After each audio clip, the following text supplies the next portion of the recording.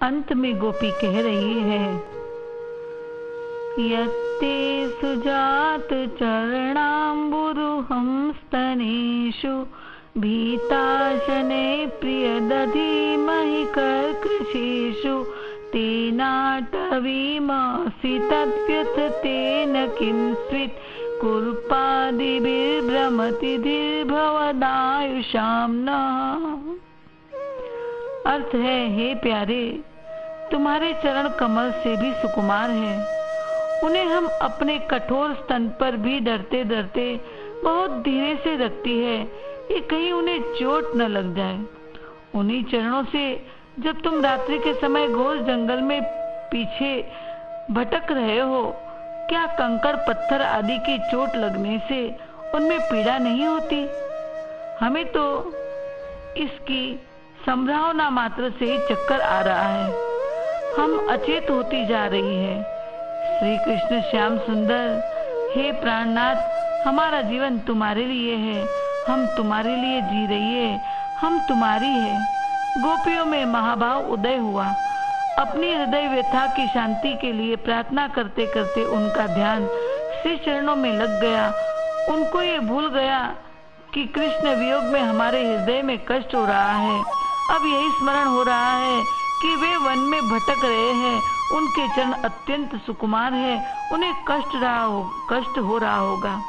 गोपी कहती है, प्यारे, संसार की व्यथा की शांति करने वाले आपके चरण अति सुकुमार कोमल है, उसमें पीड़ा हो रही होगी। प्यारे, आप वन में मत भटको। अगर आपको हमसे मिलना नहीं तो मत मिलो, हम तुम्हारे विरह में दुख सहती रहेगी। इस जन्म में नहीं, जन्मों जन्म तक तुम्हारा वियोग सहती रहेगी। तुम्हारे विरह में घुट घुट कर मरेगी और जन्म भर फिर घुटती रहेगी। ये हमें स्वीकार है, किंतु रात्रि में वन वन में भटक रहे हो और तुम्हारे अतिशय मृदु चरण में कष्ट हो रहा है, ये हमारे लिए असाध्य है। यही प्रेम के समस्त भावों की चरम सीमा। आपके चरण अनिर्वचनीय है। बाह्य कमल केवल स्पर्श से शीतलता देता है, आपके चरण कमल तो स्मरण द्वारा हृदय के भीतर आकर उसे शीतल करते हैं।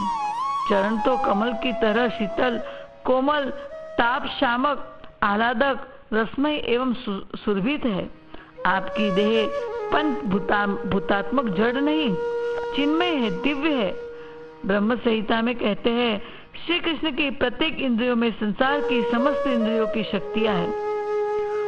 उनके नेत्र केवल देखते ही नहीं, सुन सकते हैं, सूंघ सकते हैं, स्पर्श कर सकते हैं, स्वाद ले सकते हैं। इसी प्रकार चरण में भी देखने, सुनने, सूंघने, छूने, स्पर्श करने की, रस लेने की शक्ति है और स्वयं अनुग्रह भी करते हैं। हर इंद्रिय में अन्य इंद्रियों की शक्ति निहित है। जो लोग आपके चरणों की स्तुति करते हैं, उस स्तुति को चरण सुनते हैं, चढ़े पुष्पों की गंध लेते हैं, नैवेद्य का आस्वादन भी लेते हैं। आपके ऐसे दिव्य चरण हमें अति प्रिय है। शरीर अति कोमल है, उसमें स्तन अति कोमल होता है, परंतु आपके चरण कमल के सामने तो हमारे वक्ष कठोर है। अतः बहुत डरते डरते हम धीरे धीरे तुम्हारे चरणों को उन पर रखती है, जिससे कहीं तुम्हारे चरणों में कष्ट न हो जाए। उन्हीं चरणों को आप वन में लिए भटकते हो। वक्ष से तो वन कठोर है। पहले अपनी हृदय व्यथा दूर करने चरण स्मरण हमने किया था, अब आपके चरणों का कष्ट देख हम आपके सुख के लिए आपके चरण स्मरण कर रही है। अब उस चरण को वन में ज्यादा मत भटकाओ, चरण से वो मत भटकाओ। चरण से ही आपको चलकर हमारे पास वापस आना है। वह चरण कांटे कंकड़ से घायल हो गए तो हमारे पास कैसे वापस आओगे?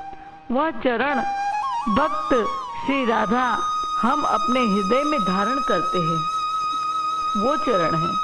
तुम हमें वह चरण कठोर वन में भटका कर कष्ट दे रहे हो। इसका अर्थ तुमने हमें अपनी मान लिया है, क्योंकि सुख व कष्ट अपनों को दिया जाता है। अपना जो कुछ नहीं उसे नहीं देते, अपना जो कुछ नहीं उसे नहीं देते, उसके सामने तो देखते ही नहीं है। यानी कोई अपना है उसी को तो कष्ट देते हैं, जो अपना नहीं है उसके सामने तो कोई देखता भी नहीं है। हम भी तुम्हारी है, तुम्हें हमने चाहा, इतना भी कष्ट दो हमें चलेगा, मगर अपने अति सुकुमार चरण को कष्ट मत दो कि ये पीड़ा ही हमारे लिए असह्य है। चले आओ। गोपी का प्रश्न, तुम्हारे चरण में क्या कष्ट नहीं होता? कृष्ण कहते हैं, मुझे चरण में पीड़ा क्यों होगी? वृंदावन का तो कण कण मुझसे प्यार करता है। वृंदावन में लता, वृक्ष, तृण, पशु, पक्षी, भृंग और रज होकर भक्त ही मुझ परम प्रेमास्पद की सेवा करने को स्थित है। भक्त की तो एक ही अभिलाषा, मानुष हो तो वही रस खान, बसो नित ब्रज गोकुल गांव के ग्वारन। जो पशु हो तो कहाँ बस मेरो, चरो नित निंदंड की धेनु मजारन। पान हो तो वही गिरी को, जो धर्यो कर छत्र पुरंदर धारन। जो खग हो तो बसेरो करो, मिली कालिंदी कुल कदम्ब की डारन। कदम कुंज हो तो कबे वा, वृंदावन माही, ललित लड़ेती लाडीली बिगैर ती छाही। भक्त की सृष्टिकर्ता से प्रार्थना, मृत्यु तो अवश्यम भावी है, मरण होवे तो हमारे शरीर में जो पंच महाभूत है, पंचभूत में मिलते हैं, पर वह हम सब संबंध में सृष्टिकर्ता से वर मांगते हैं कि शरीर में जो जल का भाग है वह जमुना जल में मिले, जिसमें हमारे प्रीतम स्नान करते हैं। अग्नि भाग उस दर्पण में लीन हो जिसमें वह अपना रूप देखते हैं। आकाश भाग उनके आंगन के आकाश से एक हो। पृथ्वी भाग देह अपने पथ की धूली बने, उनके पथ की धूली बने। नहावे चरण रख चलते हैं, जहाँ वे चरण रख के चलते हैं वहाँ की धूली बने पृथ्वी का भाग। प्राण वायु उनके पंखे की वायु में मिल जाए। वृंदावन के सब वृक्ष नीचे मुख करके स्थित है कि श्यामा श्याम हमारे नीचे आवेंगे तो हम उनका दर्शन करेंगे। इस वृंदावन में जो पक्षी दिखते हैं वे तो मुनिगण हैं, जो इस वेश में श्याम दर्शन को आए हैं। धन्य है वृंदावन की धरती, जहाँ शिव नारद ब्रह्मा उनकी रज में लौटते हैं। भविष्य भोर हो रुदन करते हैं। अतिशय भाववश हो रुदन करते हैं बड़े बड़े देवता। चले आओ, हमारी बुद्धि भ्रमित हो रही है। कभी मन में आता है वन में भ्रमण करने, वन की शोभा देखने गए हो। कभी होता है कि शोभा तो दिन में देखी जाती है, कभी होता है चांदनी रात्रि में वन की शोभा देखने गए हो। कभी होता है कि अकेले ही वन की शोभा देखनी थी तो हमें बुलाया क्यों? बुलाया तो हमारे संग मिल शोभा देखते। हो सकता है वन में कोमल घास होगी, पर कांटे कंकर भी तो होंगे। तुम्हारे चरण को उससे पीड़ा होती होगी। कभी होता है हमसे रूठ के आवेश में वन में गए हो। कभी तो होता है कि आवेश में वन में तो गए पर अब मार्ग भूल गए हो। तभी वे हमारे बुलाने पर, करुणा सागर होने पर भी निकल नहीं पा रहे। आप इतने निष्ठुर नहीं जो हमारी वेदना सुन वापस न आओ, क्योंकि हमारा तुम्हारा एक ही लक्ष्य है। कभी होता है कि हम कहीं हमारे विरह में तुम मूर्छित तो नहीं पड़े हो। हमारी बुद्धि इन बातों से भ्रमित है, कुछ निश्चय नहीं कर पाती। हमारी बुद्धि चक्कर खा रही है। लोगों की बुद्धि भ्रमित संसार में होती है। गोपी की कृष्ण के विषय में सोचते सोचते भ्रमित हो रही है बुद्धि। हे प्यारे, हम अतीत होती जा रही है। श्री कृष्ण, हे श्याम सुंदर, हे प्राणनाथ, हमारा जीवन तुम्हारे लिए है। हम तुम्हारे लिए ही जी रही है। जिनकी आत्मा तुम हो उसके प्राण कैसे निकले? हमारे तो प्राण चरण में समर्पित है। हमारे शरीर का सुख दुख हमारा नहीं, तुम्हारा ही सुख दुख। हमारा सुख दुख है, तुम्हारा जीवन ही हमारा जीवन है। हम तुम एक है। गोपी रस स्वरूप परमात्मा में निमग्न डूब गई है। कृष्ण की चिंता में इतनी व्याकुल हुई कि उनकी वाणी रुद्ध हो गई, मूर्छित सी होने लगी।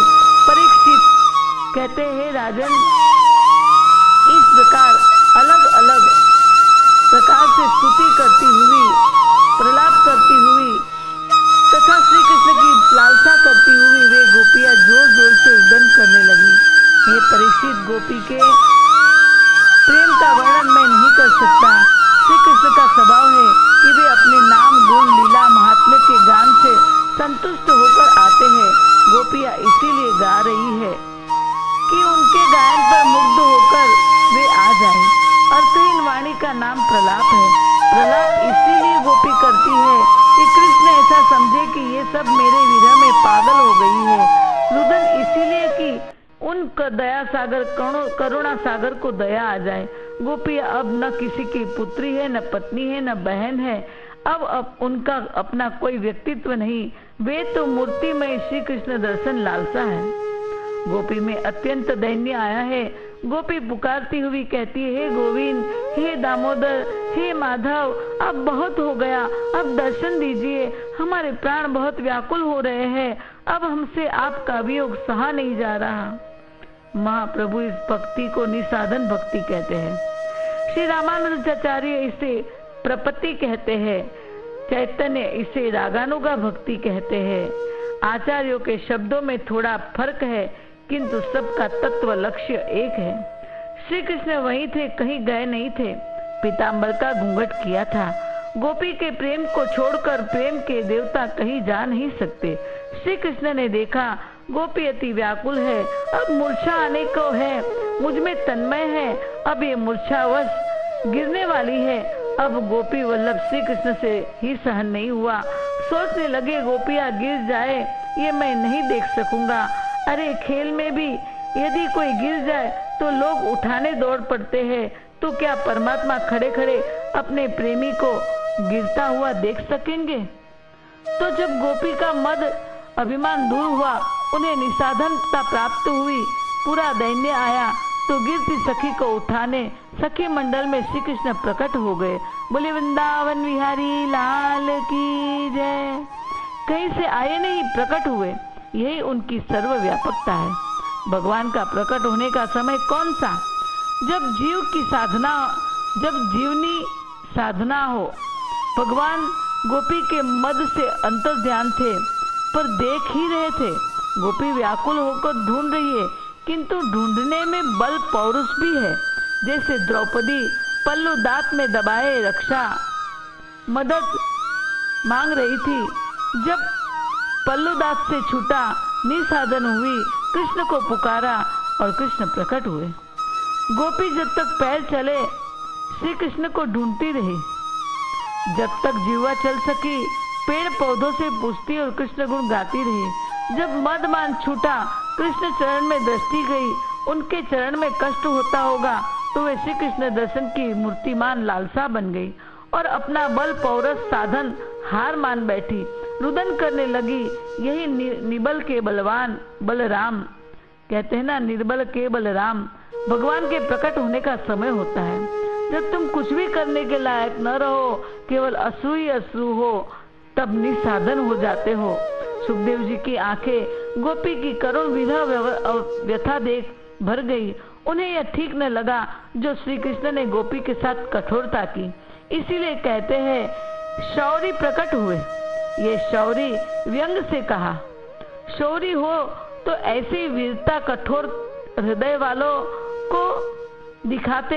गोपी तो स्नेह की लता है, प्रेम की मूर्ति है, उन्हें इतना वियोग दुख दिया, ये प्रभु की शूरवीरता अनुचित है। सुखदेव जी कहते हैं प्रभु का रूप कैसा है? मुख कमल मुस्कान से खिला हुआ था। ये बता रहा था मेरे चरणों को कोई कष्ट नहीं हुआ। ये बता रहे थे श्री कृष्ण कि मेरे चरणों को कोई कष्ट नहीं हुआ। बोले सखी तुम दुख मत करो, मैंने तो तुम संग थोड़ा विनोद किया था। मेरे वियोग में तुम कैसी बातें करती थी ये सुनने अंतर ध्यान हुआ था। मेरे वियोग में तुम्हें जितना दुख हुआ उससे अधिक दुख मुझे तुम्हारे वियोग में हुआ।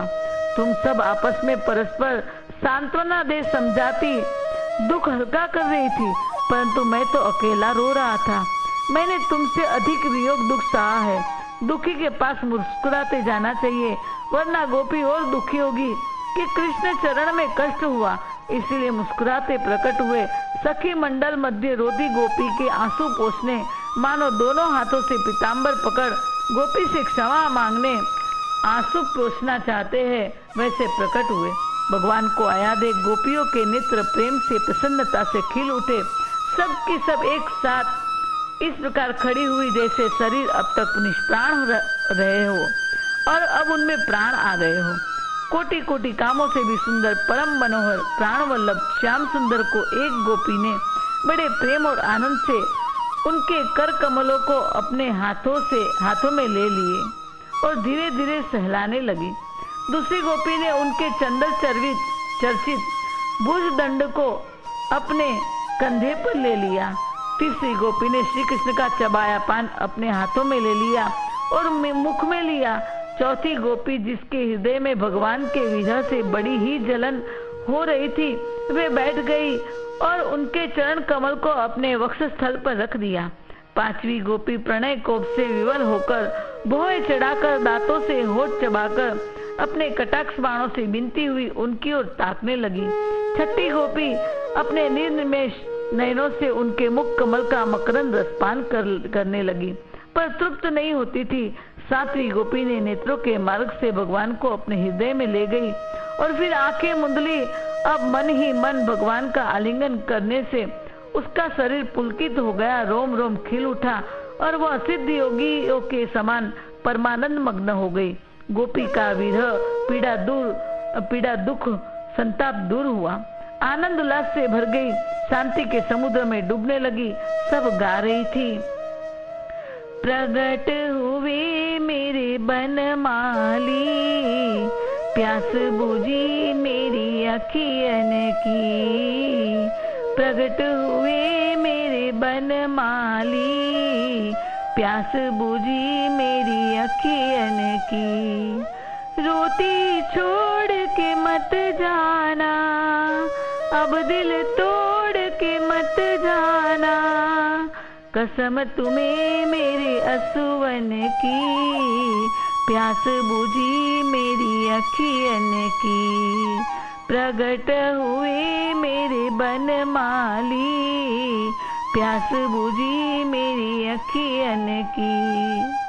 तेरी हमारी प्रीति है, जन्म जन्म की प्रीति है, याद तो आई तुम्हें सखियन की, प्यास बुझी मेरी अखियन की। प्रगट हुए मेरे बनमाली, प्यास बुझी मेरी अखियन की। अंग अंग में प्यार भरा, हृदय में है श्याम भरा, संग में रहना प्राणपति, प्यास बुझी मेरी अखियन की। प्रगट हुए मेरे बनमाली, प्यास बुझी मेरी अखियन की। श्री कृष्ण तेरे प्रेम में ये जिंदगी कुर्बान है, श्री कृष्णा तेरे प्रेम में ये जिंदगी कुर्बान है, ये जिंदगी कुर्बान है, ये जिंदगी कुर्बान है, श्री कृष्ण तेरे प्रेम में ये जिंदगी कुर्बान है। गोपी का विरहजन्य ताप दूर हुआ। राधा के कंधे पर श्री कृष्ण का हाथ था। अन्य गोपियां एक दूसरे की बाह में बाह डाले खड़ी थी।